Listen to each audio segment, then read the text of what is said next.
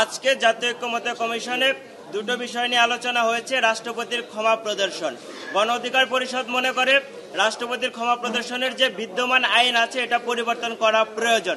কারণ বিগত সময়ে আমরা দেখেছি ক্ষমতাসীন সরকার রাষ্ট্রপতির এই ক্ষমতা প্রদর্শনকে ব্যবহার করে তাদের দলের যে সন্ত্রাসীদেরকে বিনা মওকুফে ফাঁসির আসামি হলেও তাদেরকে বিনা মওকুফ করায়। সে জায়গায় গণ অধিকার পরিষদ মনে করে আলাদা একটা বোর্ড অথবা কমিশন অথবা কোনো একটা আইন তৈরি করা, সেই আইন বোর্ড অথবা কমিশনের মাধ্যমে একটা সুপারিশ বোর্ড হবে এবং যেটার সুপারিশ রাষ্ট্রপতির কাছে পাঠানো হবে এবং সেই সুপারিশের ভিত্তিতে রাষ্ট্রপতি আলোচনাগুলো করা হবে। রাষ্ট্রপতি নিজ উদ্যোগে যেন কোনো কাউকে ক্ষমা প্রদর্শন না করতে পারে, এই বিষয়ে গণ অধিকার পরিষদ মত দিয়েছে। আরেকটি গুরুত্বপূর্ণ বিষয় হলো বিচার বিভাগ বিকেন্দ্রীকরণ।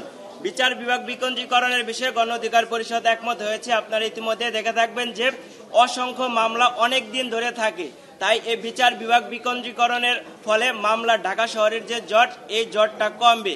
সেক্ষেত্রে গণ অধিকার পরিষদ জাতীয় ঐক্যমত্য কমিশনের প্রস্তাবের সাথে একমত পোষণ করেছে যে হাইকোর্টের যে স্থায়ী বেঞ্চ, বিভাগীয় শহরগুলোতে হাইকোর্টের স্থায়ী বেঞ্চ যেন তৈরি করা হয়, সে বিষয়ে গণ অধিকার পরিষদ একমত হয়েছে। এক্ষেত্রে একটা আলোচনা উঠেছে যে আমরা যে জাতীয় ঐক্যমত্য কমিশন কোর্টের বিষয়ে যে আলোচনা করছি, এটা আবার সুপ্রিম কোর্ট অথবা হাইকোর্ট দিয়ে এই আলোচনাটা আবার ঠেকিয়ে দেওয়া হবে কিনা, যেহেতু বিচার বিভাগ একটা স্বাধীন বিষয়। সেক্ষেত্রে আমরা গণ অধিকার পরিষদের প্রস্তাবনা দিয়েছি যে আমরা যে একটা গণ অভ্যুত্থানের পর এই জায়গায় আলোচনা করছি, এটা একটা জাতীয় সনদ, জুলাই সনদ আকারে এটা স্বাক্ষরিত হবে।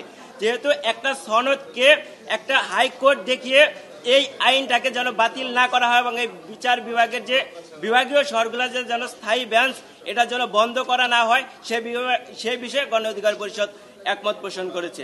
এবং আরেকটা যে বিষয়, উপজেলা পর্যায়ে আদালত স্থাপনের বিষয়ে গণ অধিকার পরিষদ একমত পোষণ করেছে। ধন্যবাদ সবাইকে।